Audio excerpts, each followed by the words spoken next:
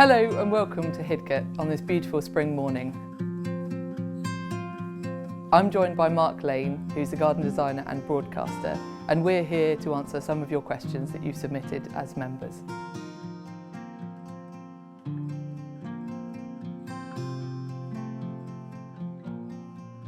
Welcome, Mark. Thank you very much, Lottie. Shall we start with the first question? Let's go for it. So it's about box hedges. So after getting attacked by moth, caterpillars, box blight, what plant can box hedging be replaced with that has similar characteristics? So evergreens, small leafed, anything you can suggest? Well, we've experienced both here, Yep. blight and the caterpillar as well. We're just in the throes of trying to keep the caterpillar at bay, but in the process over the last few years we've actually changed some of the box to euonymus, so Euonymus japonicus microphyllus, Yep. which has worked in many areas of the garden. So we've got it in the white garden and the maple garden and the fuchsia garden.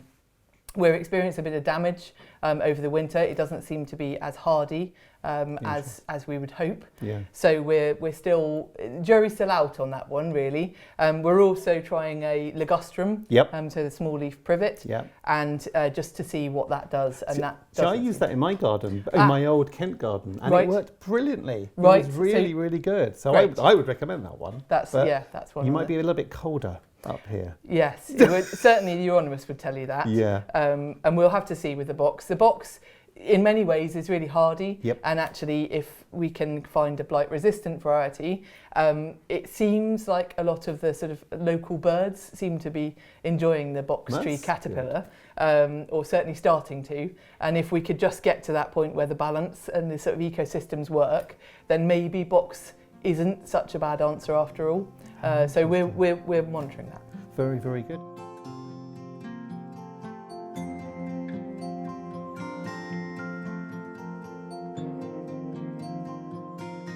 Here in early spring, obviously, daffodils are out, crocuses are coming out. So the members are obviously sending in questions about looking after bulbs. Yes. They ask, how can I give my bulbs the biggest chance of blooming next year? And there's also a particular question about sort of a blind daffodil. What do we do about that? I'm not sure there is a huge amount you can do with blind daffodils. I've only had one experience of it where it was they were planted en masse, and unfortunately they were cut down too early over a series of years, and as a result I don't think you'll ever get them back. Essentially it's to do with the leaves not getting that energy and not taking it back down into the bulb, so you kind of need to give them as long as you can. You know, they say about with daffodils not cutting them down for 6 weeks, but you know that's the absolute minimum. I would give them as long as you can, ideally once until the leaves have really gone dry. Sure, what happens? Yeah, exactly. That's it. Yeah. That's what they were intended to do. And I think that gives every bit of energy back into the bulb, and then that's more likely to then produce the flowers the following year. I've heard sort of potential ideas of lifting the bulbs and sort of spacing them out a bit, but you know, essentially they naturalise, and so I'm not sure how much of that would work. And also often with daffodils you're talking about large areas, and I don't know whether anyone would thank me for saying that they've got to lift every single bulb and that'd be a job, wouldn't it? Redisperse. So I would say a lot of it is about the care once you've planted them and making sure that they get every ounce of the energy that they can back into the bulb. Yeah, absolutely. And so I know sometimes it's about to do with the depth as well, isn't it? Because a lot of time people they forget about planting them sort of 3 times, if not more, than the height of the bulb. That's it. Yeah, definitely. And I think also this idea that the bulbs, they do try and make their way further up, don't they? They'll sort of grow towards the. So I suppose that's another option, is that actually if you have a sort of small select number that you feel you can, is to lift them and put them deeper and see if that would give it a chance as well. Exactly. So, but yeah, definitely the depth. You really want to make sure that they've got a good depth, and like you say, three times the bulb depth. Yeah. And when we were walking around the gardens earlier, I noticed that you got all these lovely little cloches, and that's where the dahlias are, isn't it? Because you leave yours in. Yes. Which I thought, for this sort of where you are in the country, that's brave. Yes. Yeah. Well, brave or foolhardy, I'm not sure which, but no, we do a bit of both, to be honest. In areas like the red borders, we lift them, but that's more to do with the way we manage that border. And then in the old garden, we tend to leave them. It tends to give them a stronger sort of earlier start. Yeah. And they've already established themselves, and they can really get going. And we use the cloches, they're sort of bamboo cloches with a kind of wood wool inside, and that just keeps the protection, it sort of keeps the frost off them. Yeah. And has worked really well. And actually, they're really nice. They're a bit of structure to the garden, particularly the old garden when it sort of goes to almost nothing over the winter. So those sort of shapes of those cloches are really lovely. Yeah. But that's what we tend to do with those.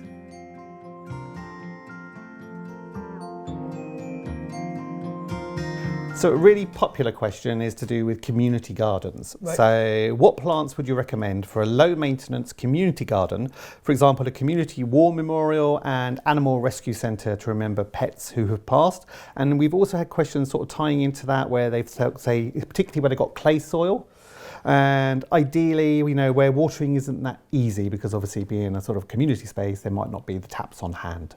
Yeah, so all the fun of clay soils, and I've been very lucky in my career not to actually work that many clay soils. I've been either sandy or sort of decent loam, so my experience is limited as far as that's concerned, but certainly the ideas that come to mind is things like the tamarisk. Yep.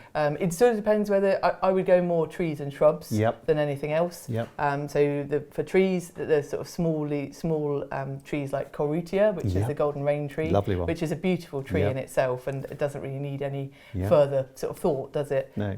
But the tamarisk and Olearia, things like that, the Olearia macrodonata, they work really nicely. They flower nicely, but they're also good foliage the rest of the time. Yep. Anything for lower down? Things like Beginia would work. And really all of those things, as long as they're planted well, they really don't need that much. Even the sort of the dead leaves at the end, yes, you can spend time pulling them off, but actually they work very well just by themselves, don't they? And it'll give you sort of months of interest, won't it? That's the thing. Ideal. Yeah, just seeing those things through, and right from the start of the year and through. And then, really also I think something that is sort of gone out of fashion and we need to think more about is the evergreens. Yes. So things like the junipers and stuff like that, actually, they really hold themselves, don't they? And they've got some structure to them. They do. That you can then plant around. Yeah, and of course all of that would be great for wildlife as well. Yeah, definitely. If you've got that seasonal interest, it's generally quite good for wildlife as well. Perfect.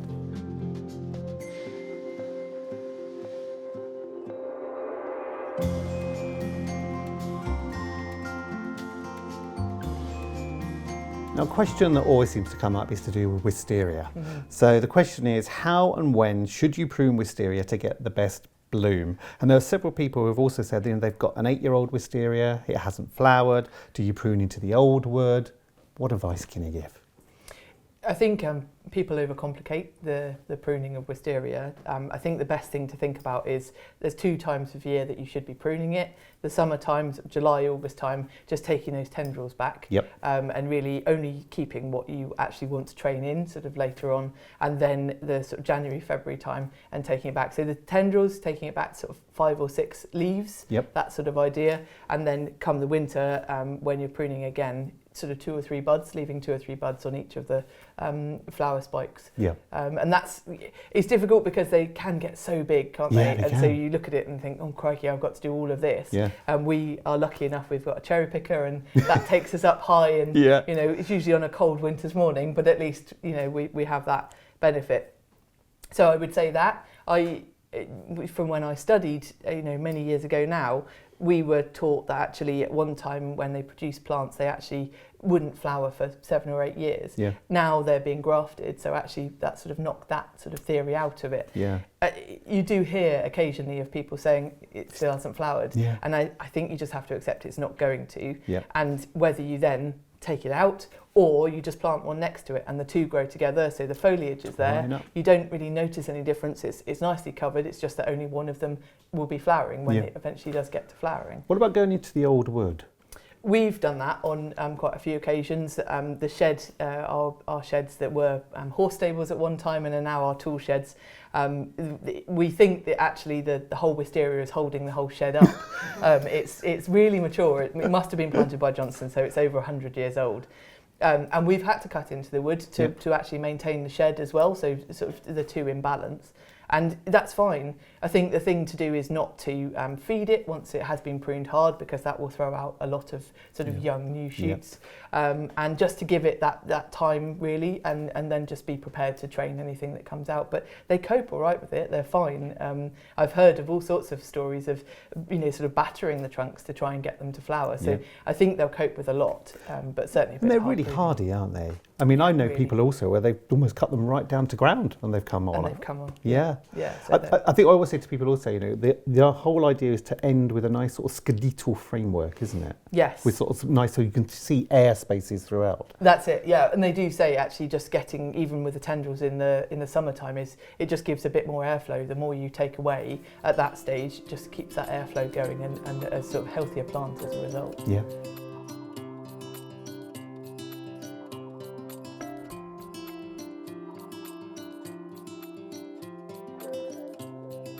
So another question that we've had in from the members is to do with wildlife-friendly gardens. So they're saying, I want the garden to attract as much wildlife as possible. I've already put up some bird boxes in the trees. Can you advise on what plants, shrubs, woodwork, or basically how to get more wildlife into your garden? So it's something that we're looking at Hidcote. We've actually taken back a redundant area, and we're just trying to create as many habitats as possible. That's the biggest thing, is actually the diversity. So that everything's got somewhere, whether it's a very dry gravel pile to a wet boggy area, and everything in between, log piles and some water. And I think the thing we try and remember is that sort of a food source, some water, and then somewhere to shelter. Perfect. And those sort of things are sort of the ideal for a garden, but really the diversity is as broad as you can possibly be, with different aspects of the sun and shade. And we look for a whole range in the garden for the wildlife factor, so very open single flowers, right through the season as best we can. And then we're lucky enough to have quite a few orchards here, so we've got the blossom, but that's great in that it's blossom in the springtime, but then it also creates fruit in the autumn time. And even that, just dropping that fruit dropping to the ground is brilliant sources of food for migrating birds. Absolutely. And that sort of thing in the autumn. I mean, I always say to people as well that if they've got, in their own garden space, just plant anything, because as soon as you plant anything, in more than likelihood, you're going to be attracting some form of wildlife into your garden. Yeah. There'll always be something that wants to use it. Yeah.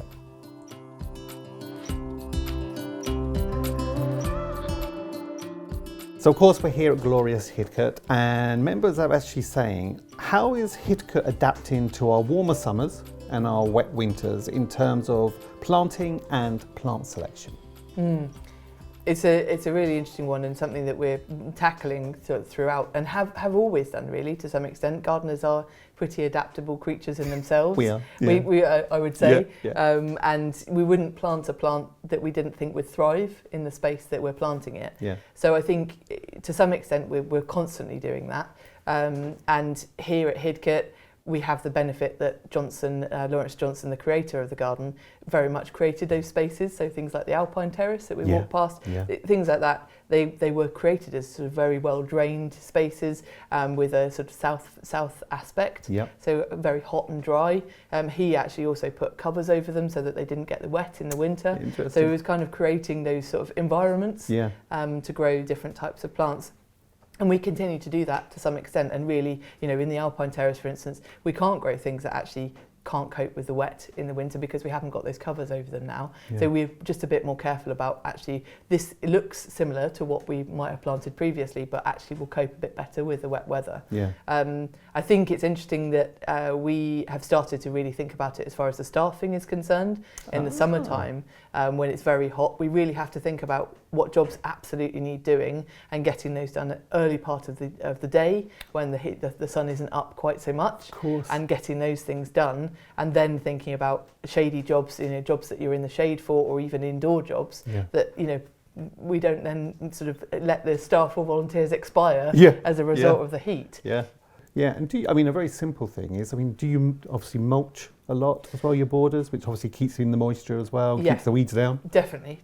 At this time in the year, we're trying to sort of get on top of that. So where we've cut things back, really sort of putting a mulch on that actually, as you say, it sort of holds that wet in. I mean, we've had a very wet winter this year. Yeah. So it'll be interesting to see what the summer brings and whether we can sort of keep that moisture in the soil. But definitely the mulch helps, and we bring that on ourselves. It's just a compost that we've created from everything that's come out of the garden. So it's a full cycle, if you like. Exactly. And that's what it's all about. Definitely. Thank you, Mark, for your contribution. That's really helped to answer some of the questions, and thank you all as members for sending those questions in.